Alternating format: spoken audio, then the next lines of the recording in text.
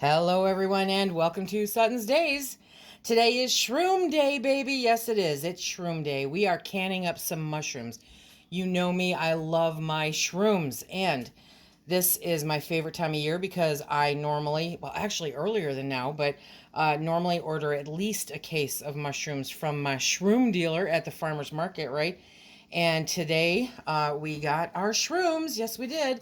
So I have 10 pounds of beautiful button mushrooms. Some of these I'm going to pull out and save. I'm going to stuff them for dinner tonight.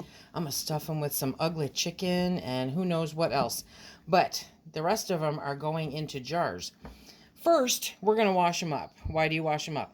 There are some people that are of the team that you should never wash your mushrooms, just brush them off. Okay, I don't have time for that. I have 10 pounds of mushrooms to get through.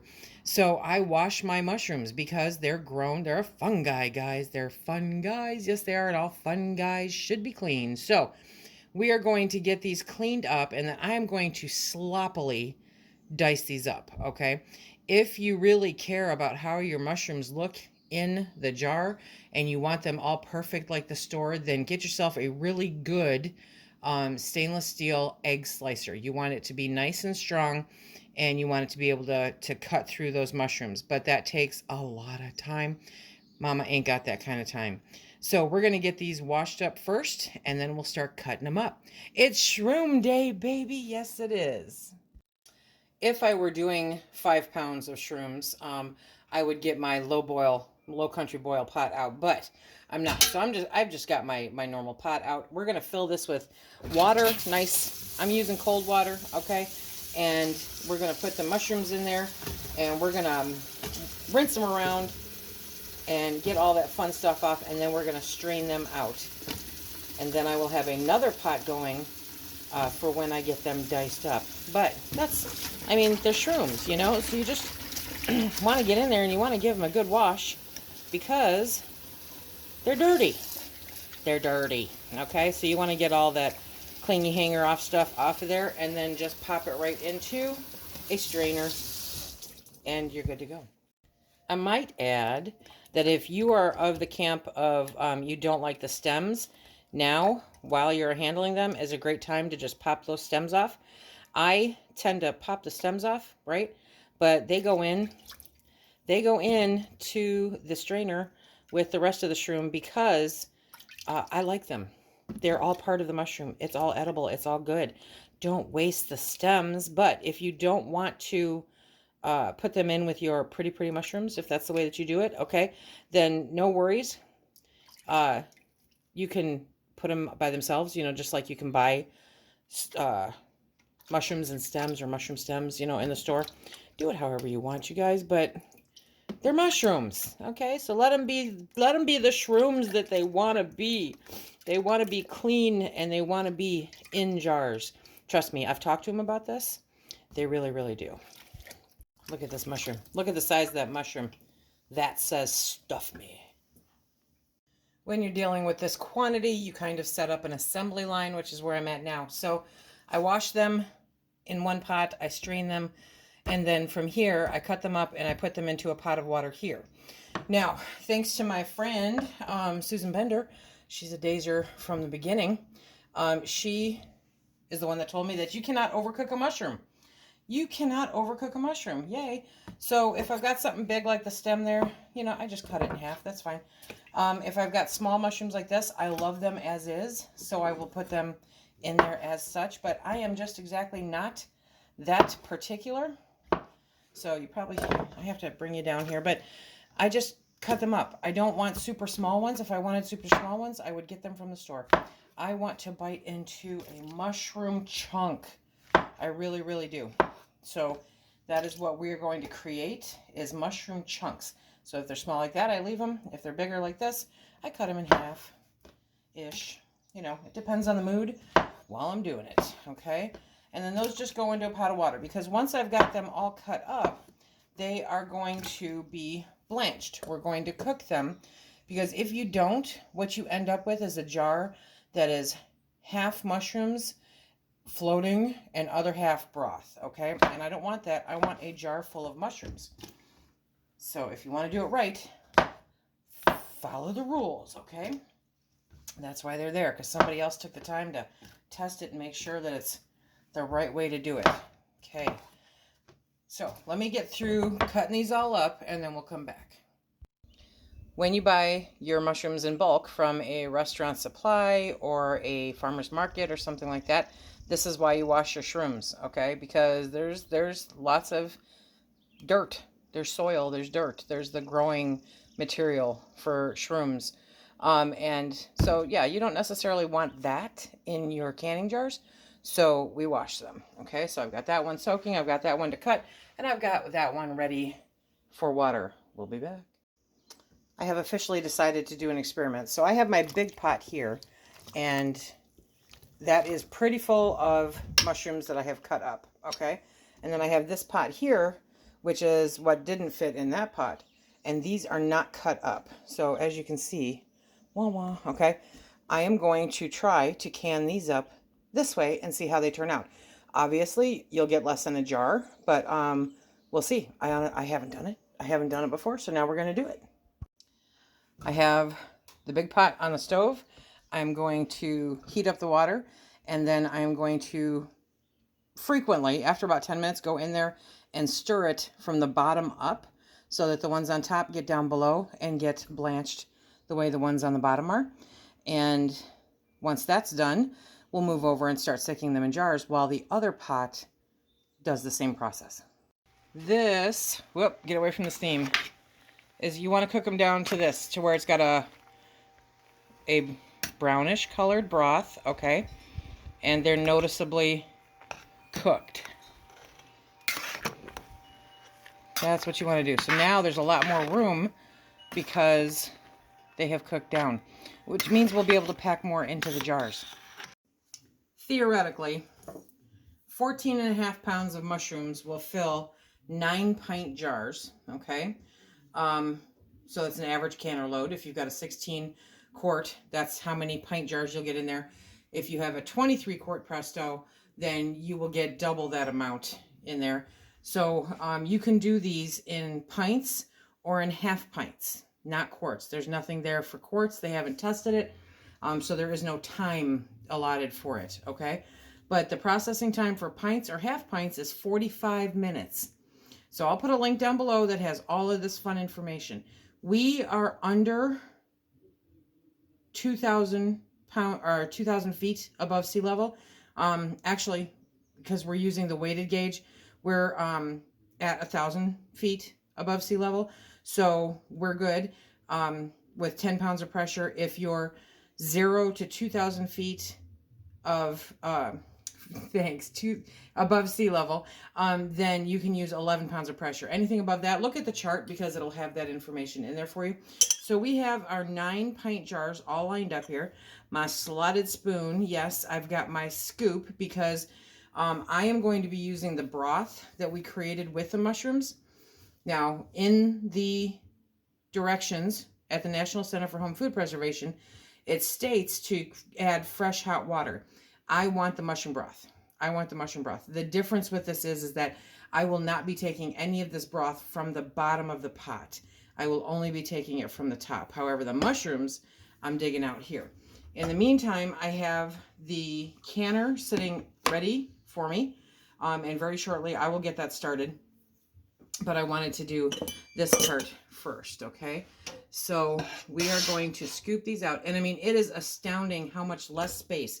I had no room, absolutely no room in the canner to be able to push down, you know, as far as how many mushrooms were in there.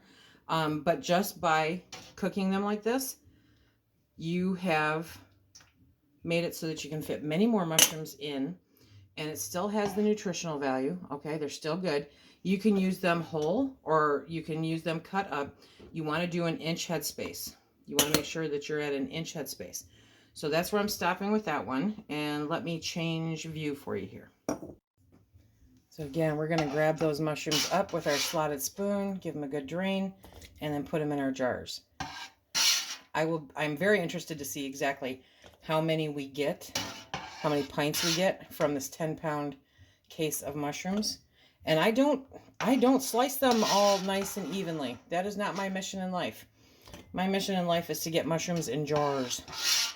And the broth, oh my goodness, the broth is so good. Okay, so we will be keeping any leftover broth. We absolutely will. Hello. Because then we are going to strain that and do our thing. And that will be the next video, is showing you what we do with the broth. So good. Okay, so we're just going to keep moving right along here. But for the sake of conversation here, okay, so we've got our 2 jars that, okay, we push down. We could probably add a little bit more there, but honestly, considering it's the 2 of us, I'm good with that. I'll add a little bit to this one. Don't miss, Lisa. Okay, so we have our mushrooms in there now, right? And now I'm going to scoop from the top of the pot and grab the liquid. And I'm going to fill that up to 1 inch headspace. It will bubble a little bit because that's the nature of the beast. There's nothing wrong with it. And because we have taken those mushrooms and pushed them down, Lisa's going to figure out where she hid her debubbler. Okay, we're going to take our debubbler. We're going to get in there. We're going to poke around and loosen up any bubbles that might be there. And we're going to take a look then and make sure that we're not exceeding that 1 inch headspace. That's important. And if we have gone lower, we want to make sure that we add more liquid to bring it up to that 1 inch headspace. We're good. Okay, so we've added more mushrooms. We're going to push them down. We want to make sure that we don't have too many in there, okay? And then we'll grab that liquid once again, and we'll add it till we come up to 1 inch headspace. Poof! And then we will debubble once again, just to make sure. See, yeah, there's bubbles coming out. So you don't want those bubbles trapped in there. You want them out of there. That's an important step. Now, in previous videos, you may have seen, and I'll link to my previous videos because, you know, everyone comes out different. You may have seen I used a small strainer to pull the mushrooms out. So sometimes that's actually easier than the method that I'm doing right now. But I'm just getting them out with a slotted spoon, which is kind of a chasing them around the pot a little bit. But if you can strain them into a strainer and you want to save the broth, just put it over a pot, strain it through there, and then it's much easier and quicker to fill your jars. But if you want to dig around for them like I am, then you can do it that way too. My goal for this is to make sure to save the broth because I want to be able to use it for making things later on in the season. I managed to get 7 pints, and I know that what is in that other pot is not going to fill 2 pints. So it is going to go over. So I think that the 14.5 pounds is if you do slice them, in a more regulated fashion, and then you'll fit more into the jars. Okay. So now I'm just going around the edge with some vinegar and a paper towel. Make sure that there's no mushroom debris on there. As always, you guys know I am in love with Forjars canning lids. Like, a lot. Really. My friends and I were sitting around chatting about them last night because they are so amazing and so good. And the quality is superior, bar none. Okay? So I'm going to take my lids and place them onto my jars. Just like this. Remember, if you're interested in stocking up, I highly encourage everyone to stock up. Make sure that you've got a year or two's worth of canning supplies, and that includes your lids. And you can use the link down below with the discount code SuttonsDaze, and you get 10% off of your order. It's a great, simple, easy way to stock up on a quality canning product. You know how hard it was to find everything, and you know how much the companies that we have been devoted to for decades decided that we were not worth the effort. And this company stepped up when no one else did and made it possible for us to have quality, good lids at the right price point. Because I see a lot of lids out there. I see a lot of not quality lids out there. But I see a lot of good quality lids out there, but the price point is not good. Nobody should have to pay that much for a canning lid. And Forjars Canning Lids is fantastic. They're a great company. They are a great American company. They are working on getting the lids manufactured here stateside. That's going to take a little time with the way the world is today, so give them some grace. But in the meantime, quite honestly, I cannot say enough good things about these. Okay, let me get my rings. My canner's heating up. My food is hot. My jars are hot. The water in the canner needs to be hot to prevent thermal shock, okay? Now, I'm putting these on finger tight. That means when it stops, it stops. I don't try to crank it on. And then I'm popping them into the canner. These are going to run for 45 minutes. These are hot. Did I mention that? Okay. So make sure you don't tighten down the lids. Do you know what I mean? Okay, let me back that up now.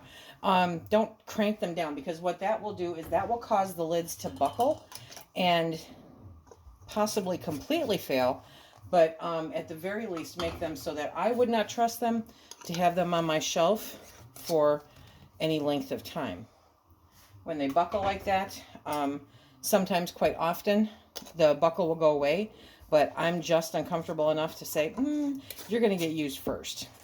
Oh my gosh, Lisa, your rings are so ugly. Do you see that? Do you see that ugly ring? I had to bring you down to show you that ugly ring. Look at how ugly that ring is.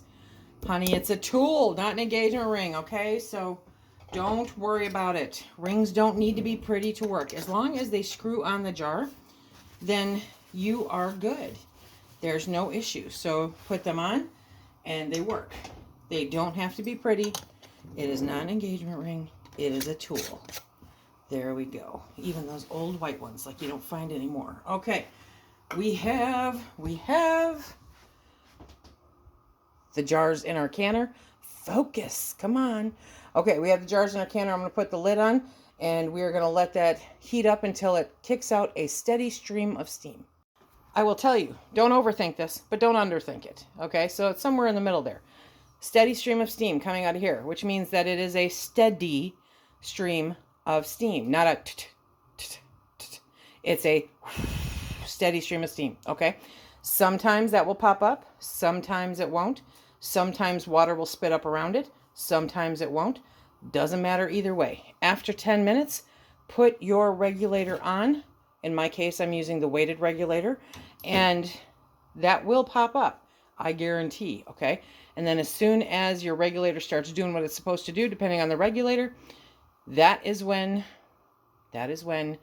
you can start your timer. So we'll be back when that starts kicking out a steady stream of steam. You can hear it, but you may not be able to see it. But that's what a steady stream of steam sounds like. However, if you want to see it, just take an old lid, pull it up, and you can see it. Be careful, that's hot steam. Mine popped up. However, it's not a prerequisite. So now we're starting our timer for 10 minutes. My 10-minute timer went off, so I'm going to put on my regulator now. I am using the weighted regulator. So that means that I ignore anything that the gauge is saying and I go by the regulator.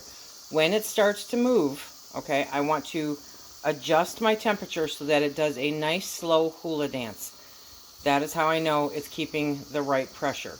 If you're using the regular regulator, then you want to follow your gauge. This makes it so that I don't have to have that tested, which is another big plus as far as I'm concerned. So we're going to wait until that starts doing its dance, and then we're going to set our timer, regulate the heat, and we're going to process this for 45 minutes. We'll see you when it comes out. We let the canner depressurize on its own. Then we let it, we pulled off the regulator, let it sit for another 10 minutes, okay? Now we're lifting the lid off. We're going to let that sit for a couple of minutes while we chit-chat. Oh, do you see this? My friend Amy, did I mention her? She is an amazing photographer, and she is the creator of this photograph. And they're available on towels. Towels! Okay, I'm so excited. I'm not normally super stoked about towels, you know, but yeah, towels, hello. So cool. And I will have a link down below for that if you guys want to check it out. She's come out with some new designs. she's going to be uploading on a regular basis, all kinds of different designs. Gorgeous. Simply gorgeous. So that is there. Her Etsy store is just, oh, it's so pretty. And she has these glass cutting boards slash charcuterie boards with the same designs as some of the other items.